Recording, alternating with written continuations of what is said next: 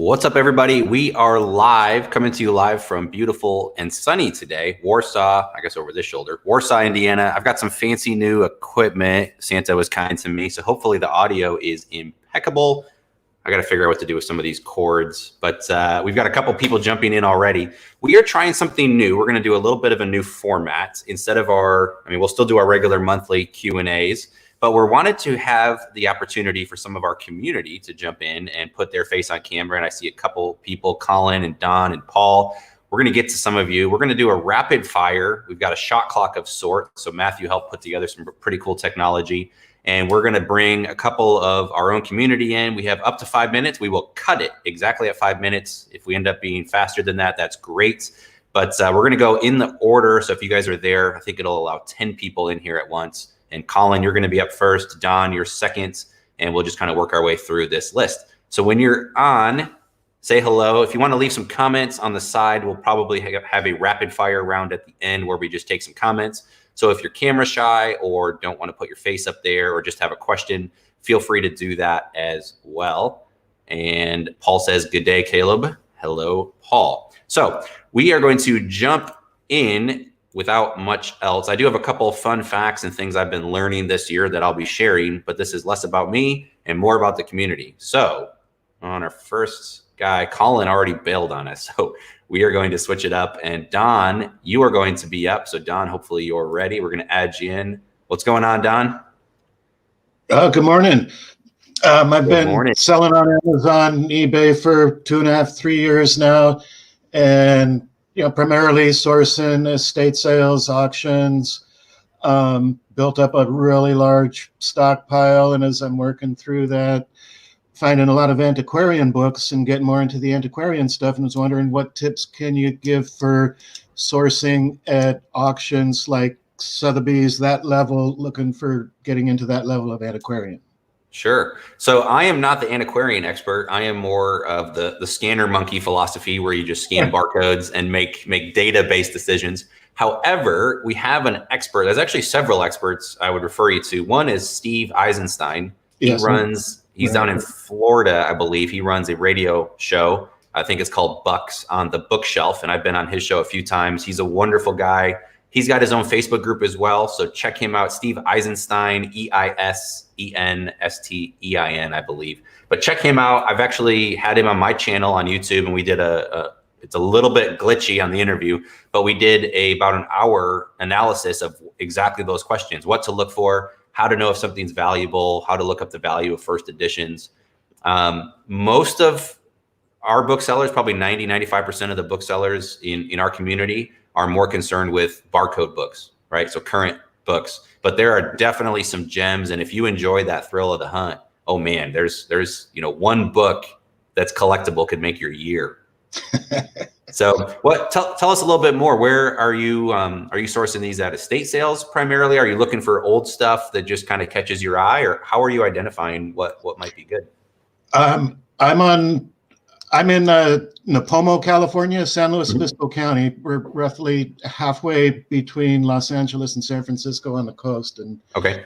So before the epidemic, was going in person to estate sales and auctions whenever I could find them. Now that a lot of that's primarily moved online, and looking, there'll be large sales with lots of lots, and zoom in on the pictures, and if I can identify one or two books that will have a really good margin, I'll get that lot. And 95% of the time, in addition to those one or two that I identify, there's going to be a lot more gems in that lot.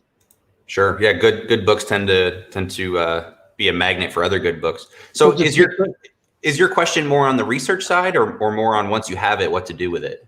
No, more on the research. So like, instead of these local online auctions, trying to learn how the platforms like Heritage Auction works, and looking at some of the lots in there. I mean, it's definitely a whole nother level. Yeah, and I would say the more that the auction site is geared toward collectibles, the more you're going to attract the experts and the sharks in your space.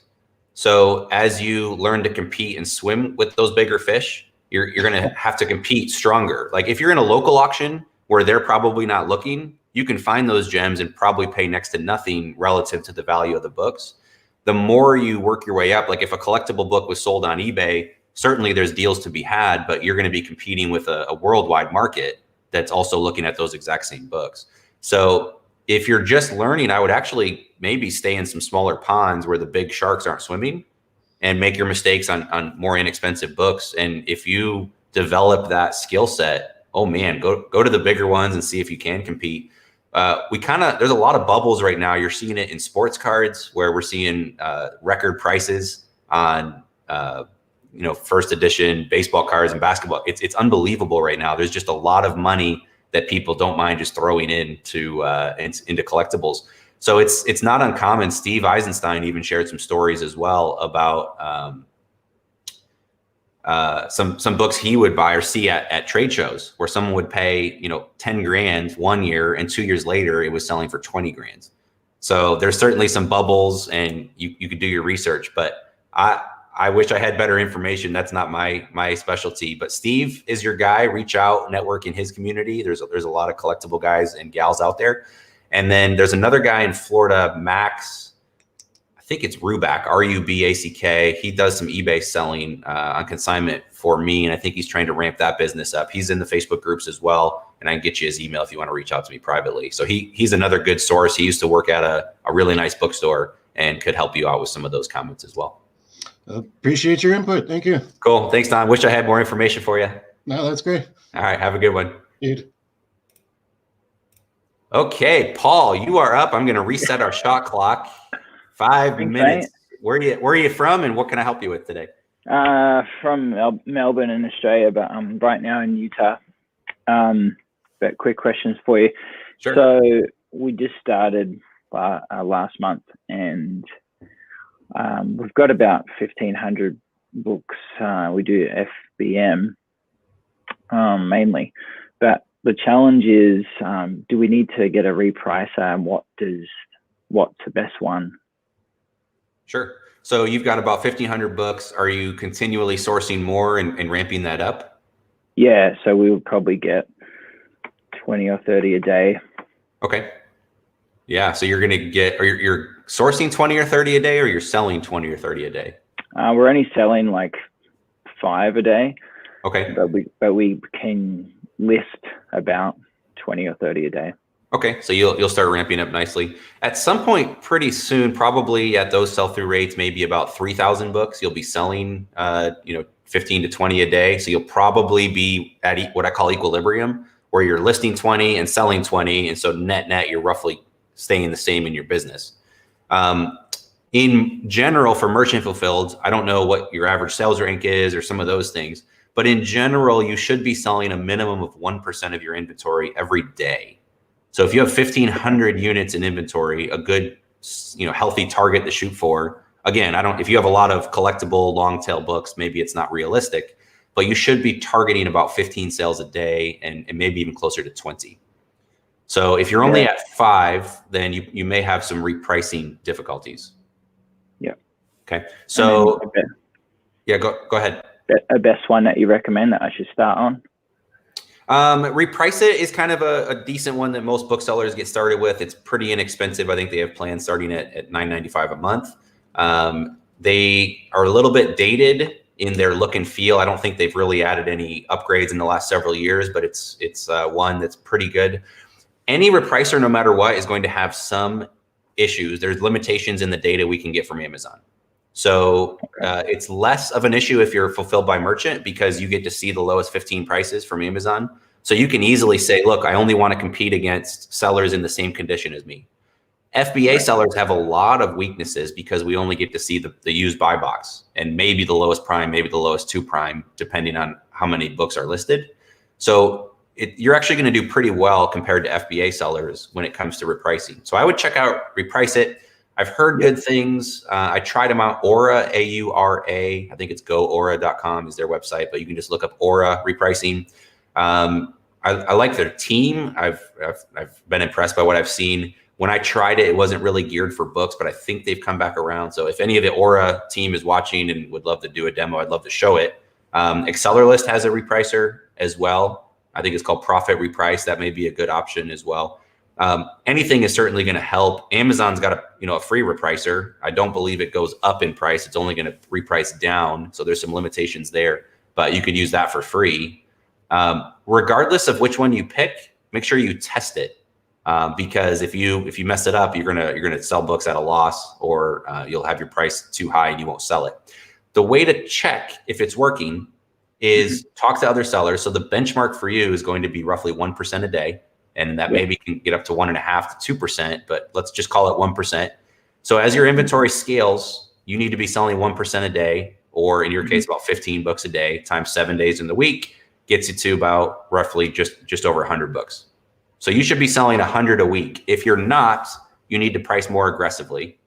And if you're selling 300 books a week on your current inventory, then you're probably selling too many books, and you need to actually raise your prices a little bit and slow that down. Okay. And then one more quick question. Sure. Your product requires approval to sell. We're getting a bit of that. Yep. So that's why. Are these books? Yep. So they're probably textbooks? Not Generally? necessarily.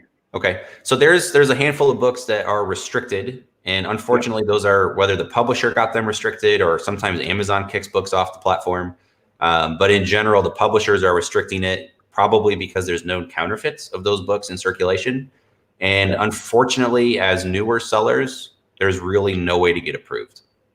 So you can sell them on eBay, you can sell them on other platforms, but Amazon, unless they ask for invoices, which they usually don't, you're probably not going to be able to sell them there. Thank you so much, mate. Thanks for watching. See you, Paul. Don, you were on a little earlier. I'm actually going to kick you off here. We only have 10 spots in, so go ahead and switch over and watch us on Facebook Live or on YouTube if you would, but it won't be available on Streamcast, just so we can free up the spots. Same for you, Paul. Thanks for being on here. Okay, Dilver. Mr. Dilver, you're up if you're watching. And the shot clock starts now. What's going on, brother? Turn your mic on real quick. Sorry. There we go. All right. Where are you based out of? Corona, California. Beautiful. Drink a Corona for us. I know it's early there. Holy cow, you're up at before 9. That's early for entrepreneurs. We open at 6, so we try to get everything done early. Attaboy. All right, what can I help you with? Question: how you deal with signed copies that are duds that our trigger say, hey, ain't worth nothing, don't even try. Do you do something with those? Yeah, I don't necessarily look all the time. Part of when I look through the books, when we condition them, I'll look and I'll check for a signed copy. But I'm not checking every book that comes through, so I'm certainly missing some of those. Are you checking every book that comes into your operation and looking on the back of the cover to see if it's signed?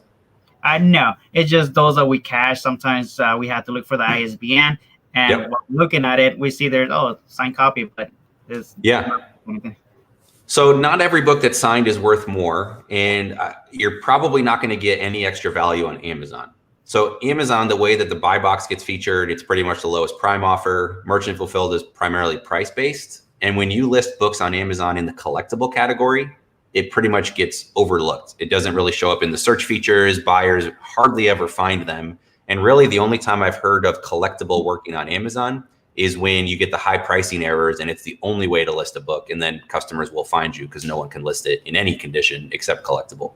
So I think you're already going to be steering toward eBay in regards to that. And again, collectible books aren't necessarily my cup of tea. The first gentleman on here, we referred him over to Steve Eisenstein and Max Ruback are probably two good options you can refer to, reach out to and see what they would recommend. And then you can look at comps on eBay as well. So some author signatures are a dime a dozen. They sign so many books, it might add $1 or $2 to the value, but maybe not. Some books, like you get a John Kennedy signed book, or someone that's, doesn't sign a lot of books or is a well-respected historical figure. Oh my goodness, some of those can really be worth it. You also run into the issue of sometimes you have to verify that or authenticate the signature. So you want to be careful when you sell it of saying, hey, we got this in a donation bin, right? You're doing bulk books, correct? Yes. So you want to be a little cautious and say, look, it's it's not like my grandma went and saw Abe Lincoln and got this signed, or my great grandma. So we just came across it. We think it's their actual signature. You can compare it. You can look it up and try and authenticate it yourself. But be very cautious about presenting it as actually signed, unless it's doesn't add that much value. So I would say eBay. Another good resource on Instagram would be FBA Dave. I think it's FBA_Dave, and he's a bulk seller as well. He shares a lot of collectible stories, and he's had some really massive wins on eBay. So check him out as well. He might be a good resource. Reach out and ask him. Not every signature is worth it, but the ones that are, they can make your month. Okay, perfect. Yeah, no, I understand like the collector ones, but there's some of them that are like recently like new published books that I don't know. Should we even bother looking for those or? I mean, certainly some. The goal in this is how do you have your listing stand apart? And so if you have a book that stands apart from the crowd, whether it's in better condition or you have a better price or you have better photos, certainly having a signature is going to stand out because not every book is signed by the author. So you're already having a limited buyer pool, or it's a limited seller pool, and that means you can usually get a higher price. The question is, on a Danielle Steele novel, is it worth that much more? Probably not. Someone who's, I hate to say it, but someone who's already passed away, their signature is usually worth more because they're not making more signatures. And so the rarer, the better. But check out FBA Dave. He's got some unbelievable wins that he's had where he's sold some John F. Kennedy signed books. We're talking, thousands of dollars in some cases. So, perfect. Thank you. Cool. Well, thanks for waking up early. Thanks for joining us. All right. Thank you. You bet. We have another California seller, Michael Kreider. You're on deck. We're just going to check out some of the comments here. Brian says, "Hi, Caleb. Hi, Matt. What's up, everybody?" Matt is hiding in the background, so he's not literally here, but he's in Arizona. Dude Real Estate says, "What's up, guys?" Dave Matthews says, "Hey." Michael Markison says, "Greetings." Jay Wright says, "Sup, buddy?" What's up, everybody? We're glad you're here. Junkman says, "Books are overlooked in online auctions, so we can get cheap shipping, or get them for cheap. Shipping complicates things like profit." Absolutely. Nice shark reference. I grew up next to Harvey McKay. Cool. So that's good. Keep the comments coming. How I can do in Vancouver. I'm sure there's lots of great books in Vancouver. It's a beautiful city. All right. We ran over on that one because I was blabbing. We are going to kick it off. And Michael Kreider, Dover, I'm going to kick you out just to free up some spots. So check us out on Facebook Live or on YouTube. And Mr. Kreider, what's going on? Another Californian. How are you today? I am feeling very well. How are you? Good. I was actually just trying to watch, but I know a question that comes up a lot for a lot of people is, can you explain how the buy box works? Sure, that's a can of worms, but let's do it. And it's good to see you. We were hanging out about 2 weeks ago in sunny California, so thanks for the hospitality there. It was always fun to meet other sellers in real life. So we know you're not catfishing us. You're real. All right. Oh, he's got his finger scanner too. Look at that. Show that one. I'm working, so you can bump me off the video feed. I gotta scan some stuff. All right, Michael's got work to do. All right. Buy box question. How does the buy box work? So in general, Amazon doesn't give up all of their algorithms and share it all with us. There's a lot of misnomers, and I guess the buy box is always changing as well. Historically, the buy box goes to the lowest FBA seller on books anyway. It's different for each category. The used buy box, which is the one most of us care about, goes to the lowest FBA seller that is selling, that has reputable ratings. So good feedback, they're meeting their seller metrics, they're eligible for the buy box, and condition doesn't really factor in. So if you beat another FBA seller by a penny and you have an acceptable copy, you will be the buy box. Now, if you guys aren't familiar with buy box, it's extremely important. So if you go to any product page, pull up Amazon right now. Actually, I can just probably do it on the screen here.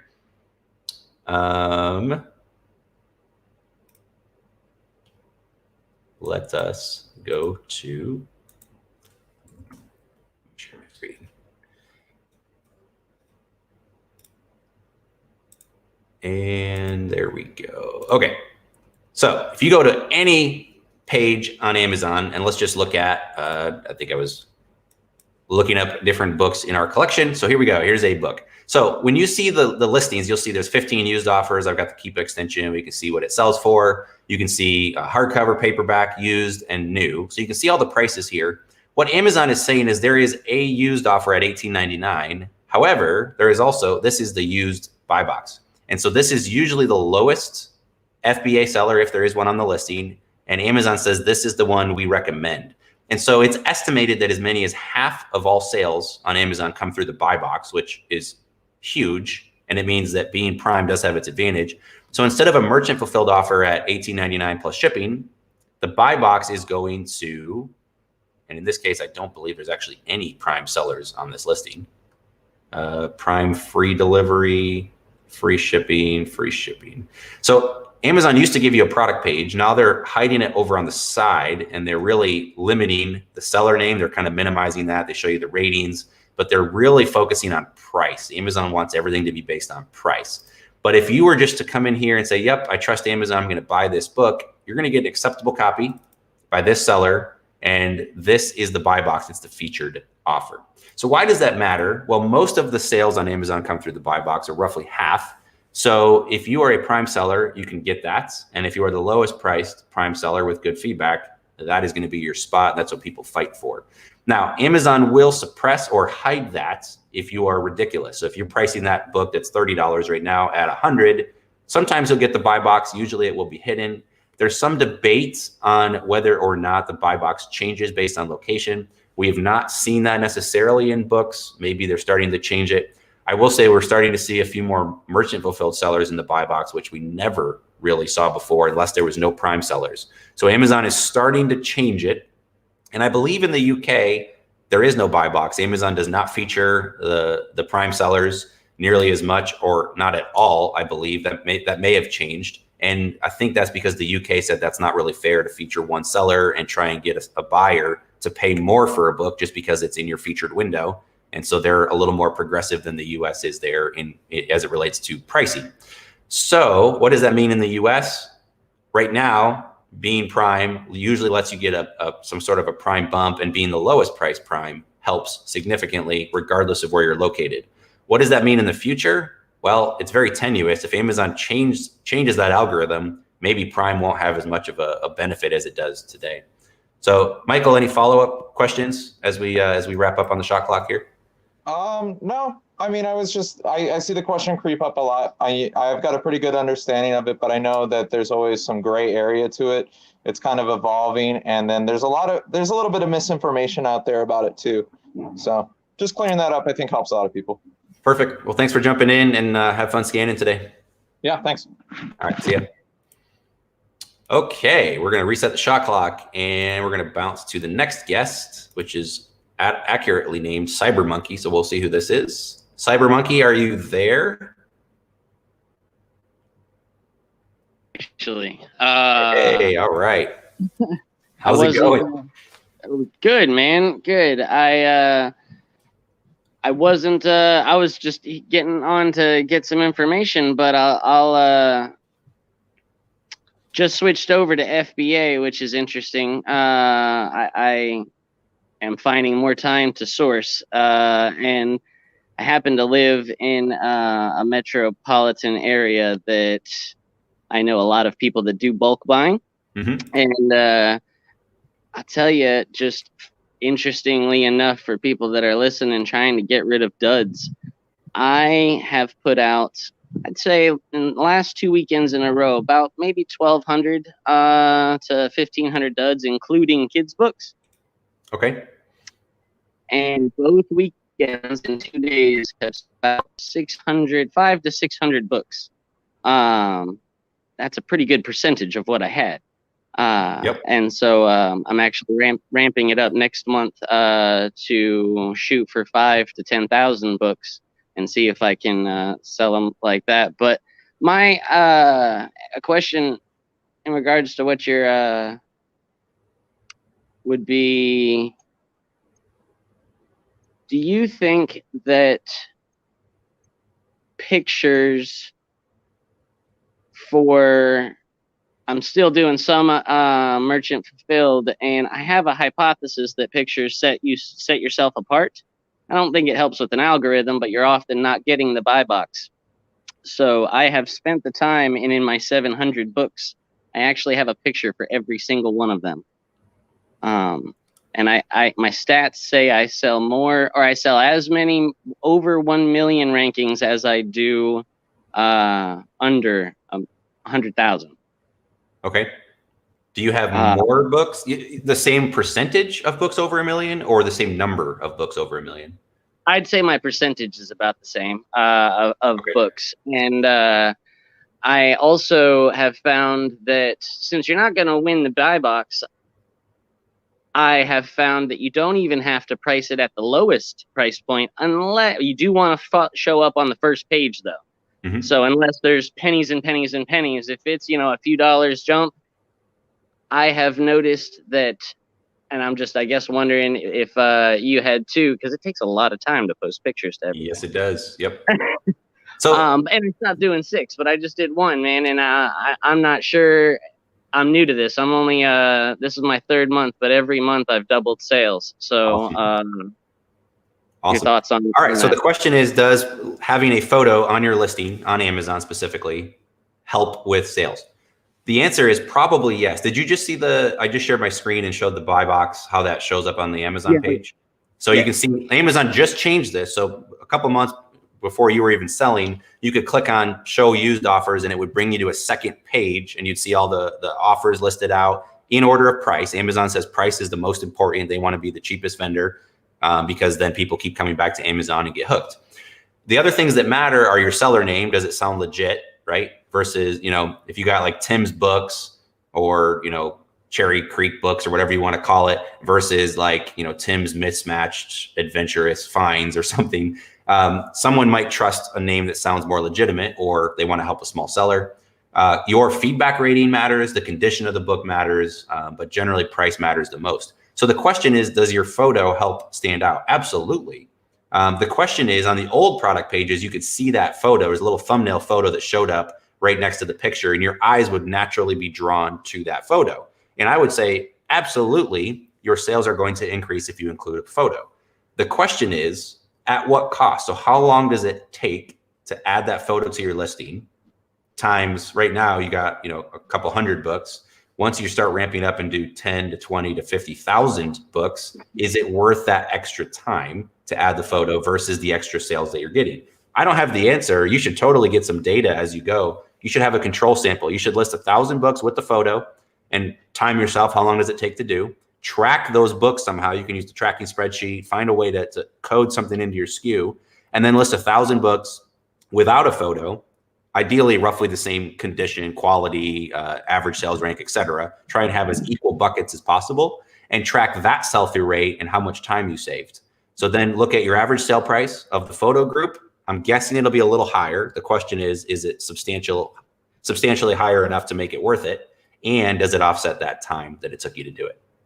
I like that. I think because I've also switched to a lot of FBA and raised the price points of you don't want to sell a $9 or $10 book, but I think that I'm going to do the pictures for books over 1 million that aren't great to maybe sit in their warehouse and set apart for someone that is looking for that quality. Yep. But I'm definitely interested in your tracking spreadsheet, man. I'm going to be getting that. And now that I'm in FBA, and I'll keep you guys up to date on how it goes. And I'll keep you guys up to date on how my dud thing goes, because, hey, if you can pull $2 to $4 grand off of trash, how much trash is out there? A lot of trash. Real quick, I know we're over time, but reach out to me on email. I'll give you a discount on that tracking spreadsheet if you're willing to share some of that data. I'd love to hear it. And you can just put 2 sources. One is, books, with photos, you can call that your source, and then without photos. And I would love to see some of that data in 3 to 6 months, and let's see, if it's worth the time. I bet you make more money, and I bet you have higher sell-through. The question is it this much better for this much time requirement, or is your time here and your extra sales are massive?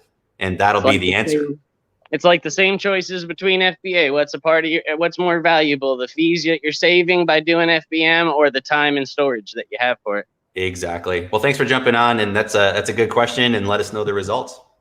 Aloha, brother. I'll shoot you an email. Thank you. All right. Appreciate it. Later. Okay. Paul, are you there? Mr. Paul. Hello, hello, hello. Yeah, sorry. Oh, sorry, you're back. I just wanted to jump back on. All right, let's hear it. Oh, to listen only? Oh, you're just listening only? Yeah. Perfect. We'll move on to the next person.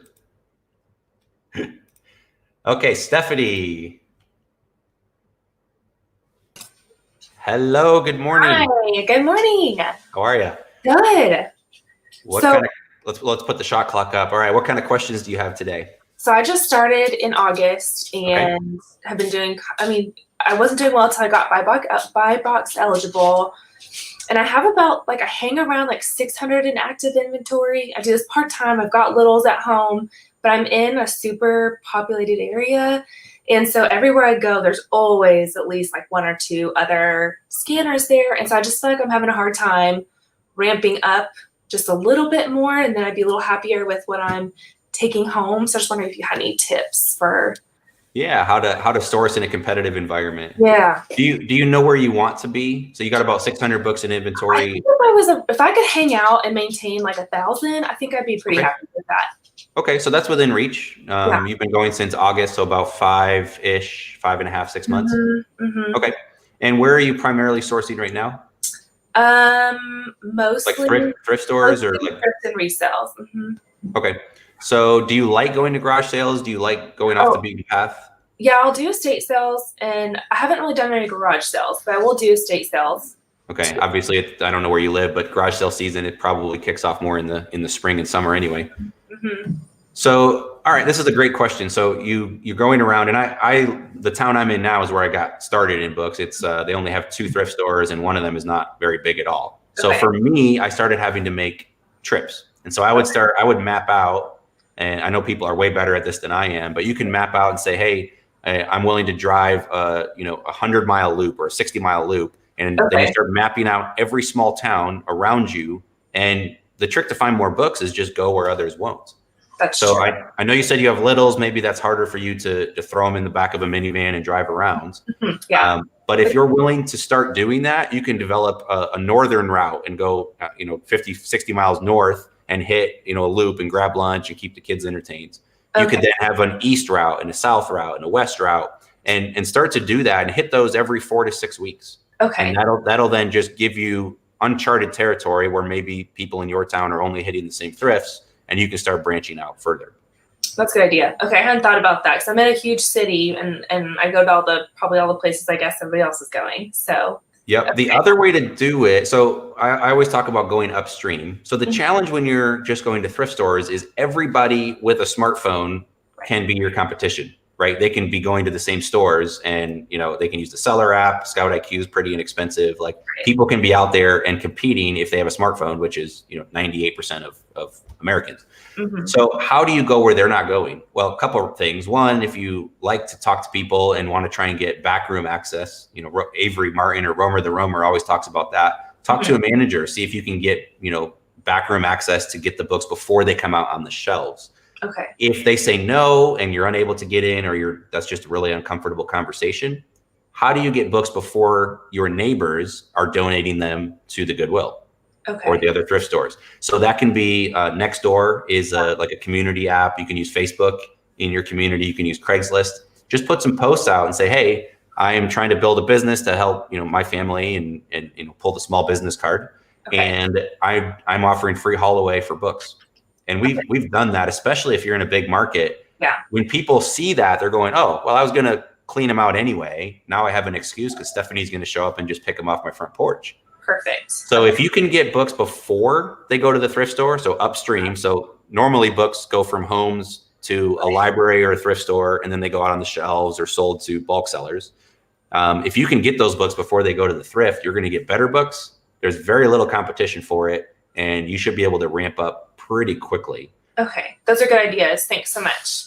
Yeah. Anything else? We got 1 minute left. No, that's helpful. That's no problem. So thank you. I appreciate it. Yeah. Thanks for jumping in.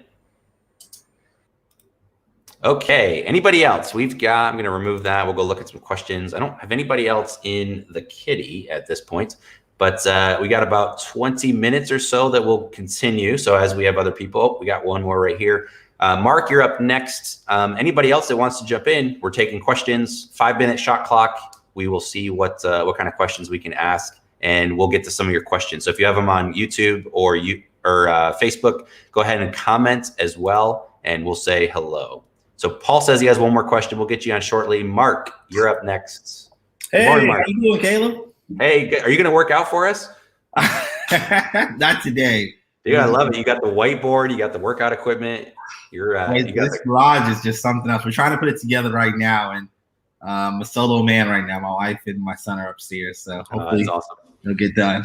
I love it. We're looks like you're somewhere at least somewhat warm if you got the garage door open in the middle of winter. Yeah, I am in Georgia. Okay. Beautiful. Georgia on my mind. All right, we got 5 minutes on the shot clock. What can we do for you today? Well, Caleb, I have a question in regards to closing bookstores. Okay. I recently went to a bookstore I've done a lot of business before COVID happened.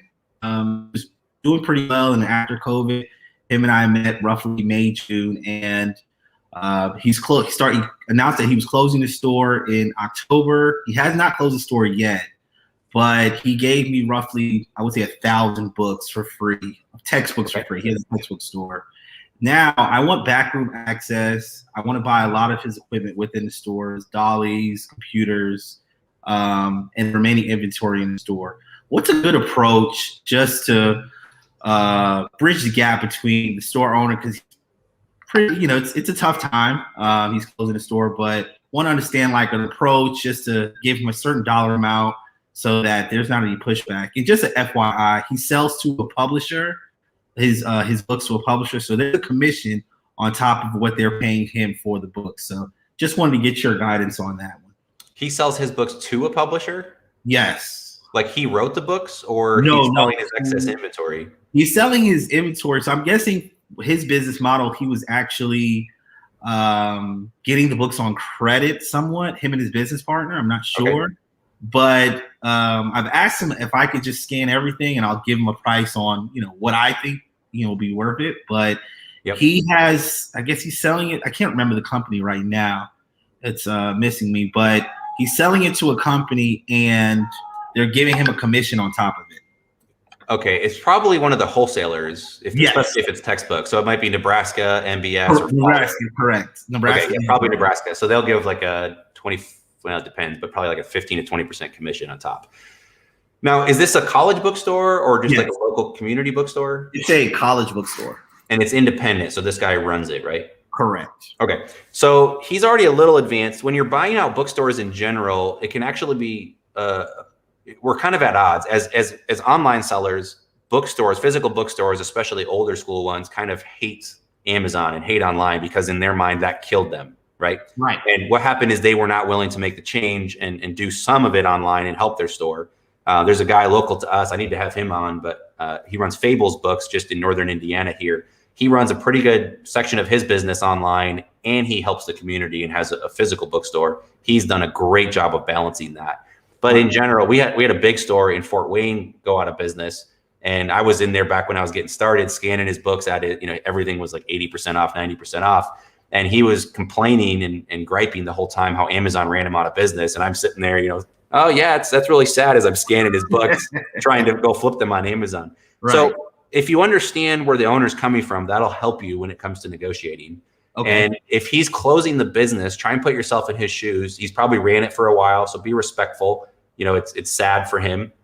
But also at some point, he's going to get to the point where he goes, you know what? I just want everything gone. Correct. Okay. So it kind of depends on what he was selling stuff for. But in general, in liquidation, you can use this as well. Typically 10% of asking price is typically what stuff goes for. Sometimes it's 5%. So if you walk into a JCPenney that's going out of business, someone's going to go in there and say, I'll give you 9% of retail for everything in your store right now.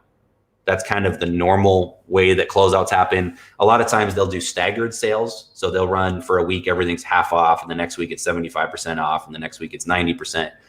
So you want to try and get in there early before other booksellers cherry pick it and get the best stuff. And just see if you can agree, hey, is he trying to get dollars in his pocket or get rid of his headache?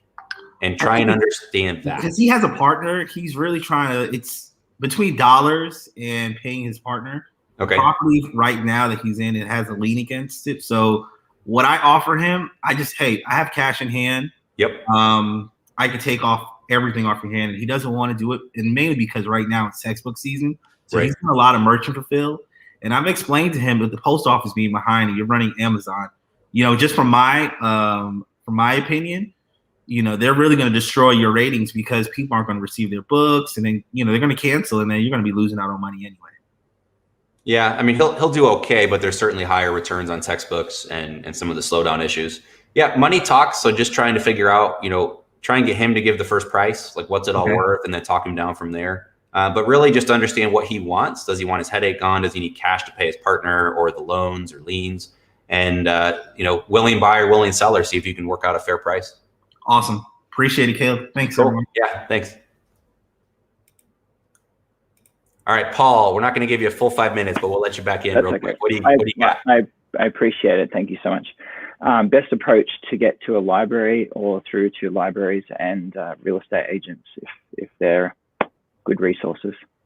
To get them to sell you books? Or just to best approach to, how do we best work together? Every channel you possibly can. My business now is more consignment than anything else, and we do some closeouts as well. But we work with libraries and thrift stores and colleges and you name it.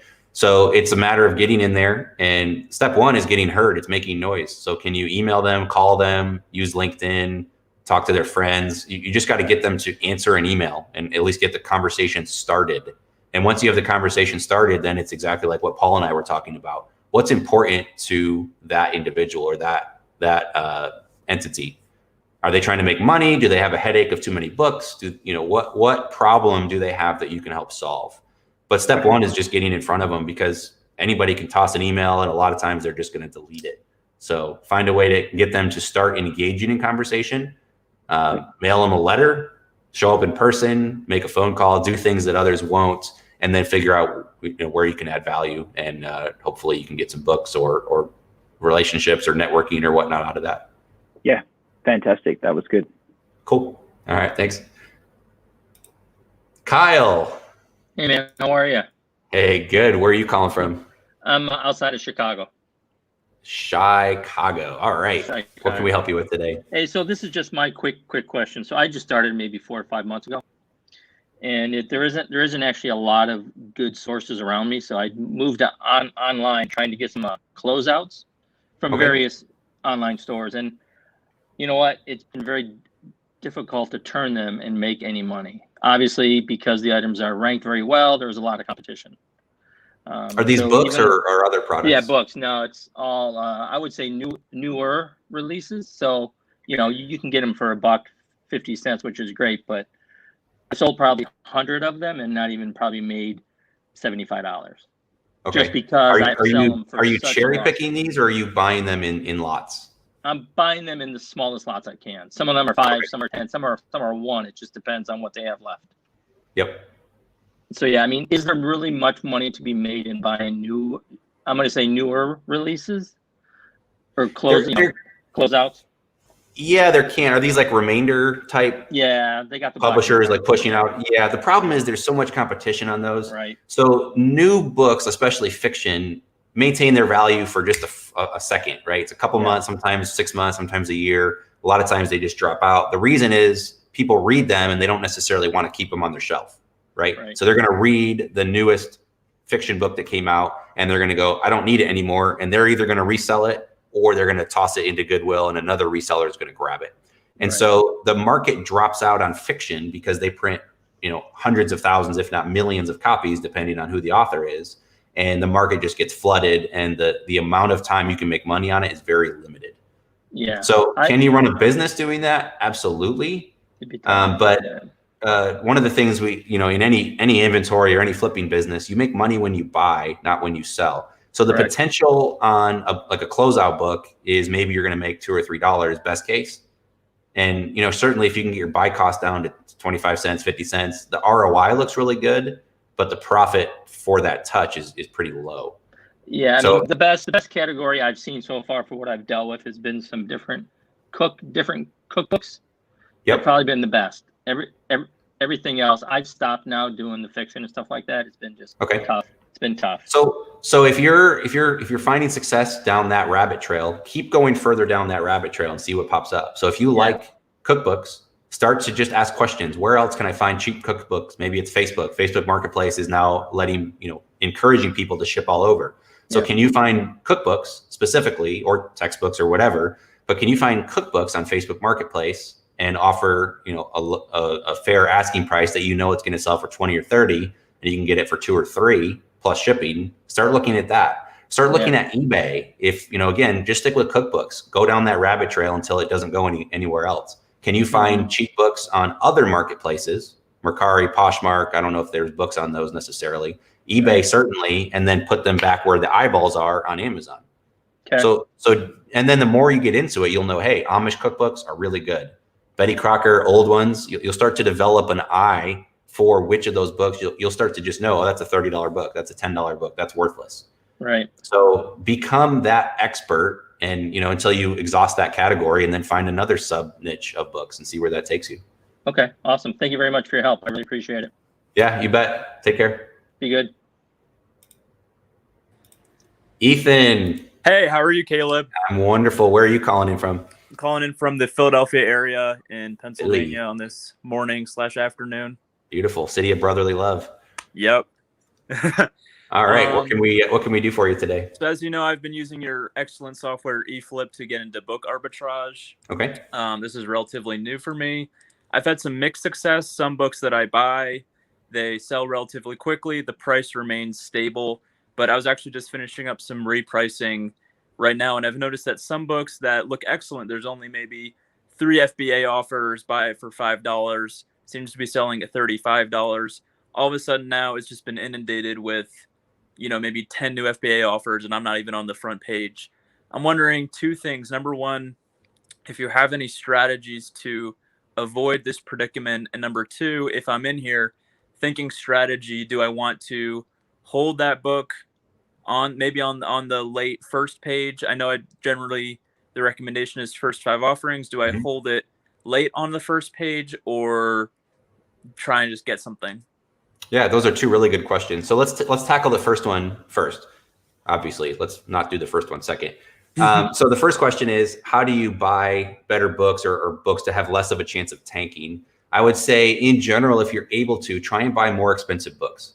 Okay. I know that sounds funny because you make money when you buy, not when you sell. But if you buy a $5 merchant fulfilled book and if you're not able to move the market, so if anybody can go in, let's say there's 20 offers between $5 and $7, right? So you're just buying one of them. And then the current prime price is $35. I would say that's a really high prime bump. Like, that's not sustainable in the long term. So the average prime bump is between $3 and $5. Okay. So on a $5 merchant fulfilled book, I think you can reasonably expect to sell that for 10, maybe 15 prime. And sure, you're going to have some examples, especially textbooks, or if someone else is spending company money, you can certainly get $20, $30, $40. But that's the exception, not the norm. Okay. So here's the difference. On a $5 merchant fulfilled book, trying to ask for a $30 premium and get $35, it's unlikely, and enough other people are going to be doing online arbitrage and buying those other offers and then relisting and saying, hey, I'm happy to sell it for 30 or 28 or 25. And before you know it, you're squeezed back to the second page. So instead, I would look at $30 merchant fulfilled books that are selling for 60 or 70, because a $30 prime bump on a more expensive book is actually a little more tolerable. And we do this too. If someone walks in, you're like, hey, this phone A is $100 and phone B is $120. You go, yeah, well, if I like the look of B better, what's $20 when I'm already spending $100, right? People think at a margin. So expensive books, they're fine paying that extra $20 or $30 as a margin versus, hey, this wallet is $5 and here's another, let's not show my license for everybody. This wallet's $5 and this one is $25. You go, what the heck? It's 5 times more expensive, even though it's only $20 more, right? So put yourself in the buyer's shoes. And if you're willing to spend more, a couple things happen. One, that extra prime bump isn't as big of a hurdle. 2, if that price drops a little bit, the cheaper your books are. So if you're selling books prime for 15 or 20, Amazon's going to eat up 40 to 50% of that in terms of fees. If you're selling $70 and $80 books, Amazon's only eating up 25 to 30% in fees. What that means is that $20 book, FBA, if it drops to 18, 17, 16, there goes your margin. On a $60 book that drops $5 to $6 to $7, you still have plenty of healthy margin. That makes a lot of sense. So go higher. And then the second part of your question is, should I hold on to it and wait? Too often we anchor ourselves and we say, hey, I spent $180 on these AirPods and I have to get my money back out. Well, not necessarily, because if the market's dropped on something, you now have and people do this in stocks all the time. Well, I paid $100 for Tesla. Well, that's a bad example. It's way expensive now, but it's now 80 and I have to get 100. Well, the market doesn't care what you paid. It just matters what willing buyers are willing to pay today. So if you have that $35 book and you got $5 into it and you're thinking you're going to triple or quadruple your money after fees, and now the market price is tanked to 15, your choice is not, well, should I wait it out? You can look at Keepa. If it has seasonality and it's likely to sell, get expensive in May or September because it's a textbook, then you may want to wait and certainly, roll the dice to see what happens. If there's not a lot of seasonality and there's not a lot of hope that it'll bounce back, forget what you paid for it, sell it for 15 today, squeeze $5 back out. At least you can break even, or even if you lose a little money, you now have those dollars that you've just recaptured and you can send those back out and put them to work on hopefully a better book. Right. That makes a lot of sense. So buy more expensive books if you can. If your budget doesn't allow for it, be cautious. But fewer people play in the expensive space and you can afford for the price to drop. And then 2, look at the historical data. Past performance is the greatest indicator of future performance. Is there some seasonality where it's likely to bounce back up? If so, hold on. If there's not, you're probably better off trying to squeeze it out relatively soon and capture those dollars and put them back to work. Great. Thank you so much, Caleb. Yeah, you bet. Take care. Thanks, you too. Okay, any other questions? And we're going to go for just maybe 1, maybe 2 questions. Thanks for those who are watching this. If you are on Facebook, hit the thumbs up, hit the like button, maybe make a heart or whatever. Don't do the sad emoji. If you're on YouTube, hit like. Also subscribe. That helps the channel, helps us grow this. I'm getting rich off YouTube. I think I make $150 to $200 a month. So it does cover my coffee addiction. I do have a couple questions that are popping up in the groups as well. Josh Cheney says, are you going to do this regularly? I think so. I was concerned that somebody would expose themselves on camera and we'd be hosed. We don't have the nice delay like they do on TV these days, but everybody behaved, was very great. I appreciate that. Somebody gave me the angry emoji. I shouldn't have asked for it. Dude Real Estate says, I offer free book pickup in my county. I love that business model. It's a great way to go. Josh Cheney says, what are the biggest changes or barriers that COVID brought? How do we get around them? Well, first off, if you're in a high risk category, I don't want to get into all the politics of COVID. Be cautious. You want to protect those. If you have elderly people in your own household or that you interact with regularly, think of them. Don't just think of yourself. So be very cautious there. Definitely mask up, use hand sanitizer, don't touch your face, follow all the best practices.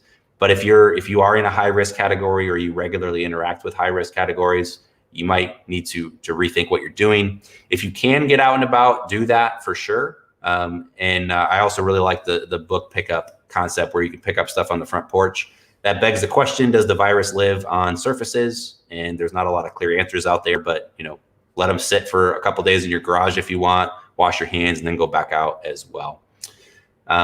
Tim says, are there any new features in the app coming with Scout IQ? Yes, we actually have an update that should be pushing out maybe today. We're doing some final tests. I would expect next week, and we've got some pretty cool speedy scanner options. I'll just leave it at that. There's some cool stuff coming out.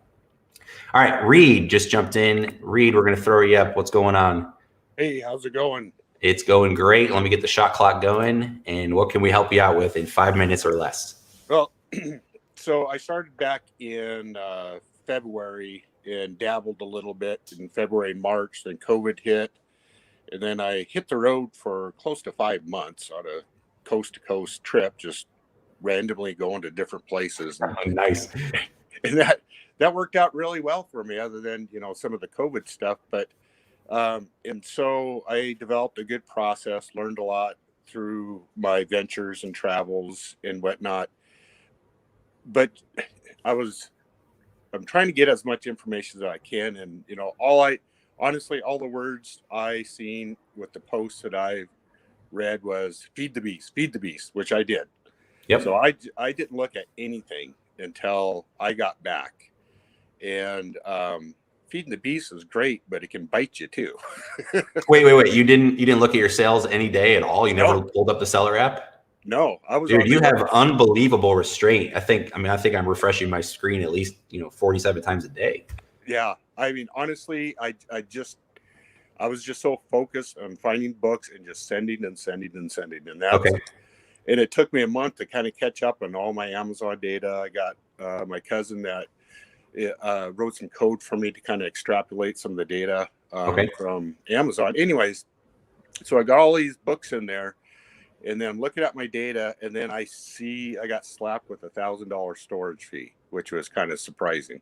And so I've been reading up on one of your posts about the inventory and the storage fees, and I think I got a grasp on it, but now I'm freaking out a little bit now, coming because apparently this on February, and so I'm just now kind of learning some of your pricing strategies and going in and repricing and whatnot, and that worked out. But I'm getting a little nervous now with thinking I'm going to get So that post is actually a little bit older. The old way, Amazon would charge us storage fees in February and I think August. It was every 6 months. They would hit us with like 6 month or 12 month storage fees just then. And then there was regular monthly storage fees on I think the 15th of each month. That changes now. They charge us every single month for storage. And once a book hits 12 months in inventory, it goes into what's called long-term storage. So an average book costs you between 1 and 3 cents a month for storage. It's not very much. And then once it hits 12 months in inventory, there's a floor price, and I forget what it is. They keep changing it. It's either 15 or 20 cents, I think, a book. And then it could be higher if it's a textbook. But there's some more recent posts on the blog as well that get into that. The reason they were higher in Q4 is Amazon's warehouses get stuffed to the rafters because of Christmas. So Q4 is really big for everybody else. Booksellers get a little bump, but retail is massive between Black Friday and Christmas sales. And so Amazon says, hey, we're going to charge you, I think it's 3 or 4 times the normal rates. So if you got hit with $1,000, you probably have 6 to 10,000 books in inventory. I think I had 4, and that's why I was kind of, and I have some other products listed on there too, but yeah. So the other products are where probably that's coming in because they base it on the cubic footprint. So if you have boxes, they're going to charge you for that entire storage space, that cubic space, right? A book is pretty small, even textbooks. You can get hit. Q4 is more expensive, but that price, that $1,000 you paid in December, should come down probably well under $500, if not closer to $250 in January. So it does get better until it hits 12 months in inventory or until next Q4, right? So it will get better. But the important thing is, so if you have, how many books would you estimate you have in inventory? I think maybe 4,000. I'm not sure. And how many books did you sell in the last 30 days? Do you know? I don't. Give or take. So what you wanted? I'd be lying to you if I even told you a number. Okay, go pull that up. You can look at category on the seller report, and if it's mostly books, just see how many units you sold on the seller app. They'll show you last 30 days. Okay. Pull that up and see. So if you have 4,000 books roughly, you should be selling roughly 15% of that if you're FBA every month. So you should be selling close to 600 books in the last 30 days. If you're way under that, you've got one of 2 problems. One, you're sending in junk. So maybe you're sending in tons of books ranked 4, 5, 6, 7, 8 million that aren't likely to sell. Yeah. 2, you're not pricing adequately enough. So what you want to be doing is you want to price in such a way that you can sell between 15 and 20% of your inventory every month. And if you're not doing that, either send in better inventory or reprice better. Yeah. Because it's an inventory game. Amazon makes money when you sell. They don't want it just to sit. You don't want it just to sit. You have to squeeze some of that profit back out. So if you don't want to, have crazy metrics going on, just look at 3 things. 1, how many are you listing? So feed that beast, make sure it's good inventory though. Yeah. And then the other 2 are related. Look at what % of your inventory you're selling each month, and a target should be about 15%. And then look at your average selling price, because you can certainly take a ton of $20 books and drop the price to 12, and you could sell half your inventory in 1 month, and you go, hey, sell-through rate's 50%. I'm a genius. Well, you left a ton of money on the table. So you want to balance those 2 factors, but just in general, look and say, hey, what's my sell-through rate? And you don't have to get any more fancy than that. Look at the last 30 days. If it's 400 units and you have 4,000 in inventory, your sell-through rate is 10%. Okay. Yeah, I'll do that. And again, I'm just now kind of learning a lot of this stuff. And especially with the repricing portion of it. I'm getting a good grasp on that. And you're right. When I first started, I was just, if the phone pinged, I grabbed the book and I sent it in. So yeah, and that's okay. You know what? We actually did an interview this morning. It'll go live on my channel maybe later today. The hardest part is getting started. So it doesn't matter if it's pretty or beautiful or perfect. Just get started, which you did, and that's awesome. Now that you have some scale, it's time to step back a little bit and go, all right, how do I be more efficient? How do I run this thing properly so that you can start actually generating dollars in your pocket? Because that's the real goal of a business. Right. Cool. Well, great. I appreciate it. All right. Thanks for your time. All right. Take care. All right. We have time for one more. Jeff, you are the last guest of the day. Thanks for jumping on. And we'll throw shot clock. And where are you from and what can I help you with? How you doing? I'm from Connecticut. Connecticut. Beautiful. Steve Rakin was from Connecticut. I know that. Yeah. He flew the coop down in Miami. I'm jealous. He did. All right. What can I help you with today? Quick question on your tracking spreadsheet. Uh-huh. I noticed you had a new version that came out, some changes. Is the best thing just to move all the data from 3.1 over to the new spreadsheet? Yeah, real quick, can you mute or turn off the other tab where you're watching this live? Steve Rakin was from Connecticut. I know that. Yeah. If you have it up on YouTube or Facebook, could you kill that real quick? You did. Oh, what can I help you with today? Quick question on your tracking spreadsheet. Uh-huh. I noticed you had a new version that came out, some changes. Just close out of that. Hold on a second. All right, we'll bring him back in a minute. Sorry about that. He had it. It was lagging, I guess, a little bit on YouTube or whatnot. So we'll get to Jeff's question here momentarily. Let me see what other comments came in. Yeah, the feedback was high. I apologize. Michael says, I missed the old 1 unit exemption per ASIN. Yeah, that was nice. We used to send in one of everything and it didn't even matter. Yeah, those days are long gone. Amazon does not want to be storing lots of books. They want to be selling lots of books. Someone says, where can I learn more about Scout IQ? Go to scoutiq.co. We've got a private Facebook group, the Scout IQ group. You can just search Scout IQ on Facebook and find us. The Book Flipper community is a great resource. Lots of Scout IQ-shians in there. I'm going to share something fun while we're waiting for Jeff to pop back up, hopefully. Something interesting. I'll do a more in-depth video of this one, actually. But it's an app. So many of you are watching the lottery right now. I know the Powerball was really high. Let me plug my computer in because I'm running low on battery. The Powerball was really high. I think someone just won 700 million. And then the, it's sharing, good. Then there's another Mega Millions, I think is like 900 million. Here's an interesting concept. It's really popular in Europe. It's called Yotta, Y-O-T-T-A, withyotta.com is the website. What they're doing is they're a bank. They're FDIC insured, which means you're good for up to 250K. The government insures it, although they've removed reserve requirements and the government's printing lots of money, but I'm not going to get into too many politics and economics. The point is, if you want to play the lottery and have a chance to win big numbers like $10 million or get an interest rate, check out this concept. I think 1 in 3 people in Europe or the UK are actually using this type of system. They've kind of moved away from a national lottery and they've moved towards this forced savings. So the idea is you put money in this bank account. They don't have all the other bells and whistles. You can't do direct deposit or EFT or you can't, I think they have a debit card now. But the idea is this is basically a lottery. So every week you get, you can refer people, you can get some tokens. You guys can use my code if you want, give me some extra tickets, you'll get some extra tickets. But the main goal here is they're encouraging you to save money. So for every $25 you put in, you get 1 ticket. And then they draw a number every night at 9 p.m. Eastern. And so you'll see like this, you'll see your numbers. You can just get, if you sign up with my link, you'll start out with 100 tickets, plus you can put in $100 or something. What'll happen is they'll do a random lottery draw and you can win, 10 cents if your last ball matches. So they do 1 ball a day and then a Yotta ball or a power ball on Sunday. And then they'll pay out based on, if your balls match. So you get to play the lottery. Here's the cool part. It's a no-lose lottery. So this is something I just signed up for like 2 weeks ago. I think the concept is really phenomenal because instead of spending $2 or $3 or $10 on a lottery ticket, you're actually being incentivized to save. And what happens is right now, my brother's a math genius, a PhD in math. He actually ran some of these calculations using, I think Ask Sebi did the initial version. So thanks for that. I want to make sure I give credit where credit is due. The best case interest rate you can make on this is 3.5%, which Ally Bank, ALLY, is one of the best banks I know of. They're giving 0.5% interest. Worst case here right now with the way the system is set up is 1.7% interest, and the expected value is between 2 and 2.5% interest.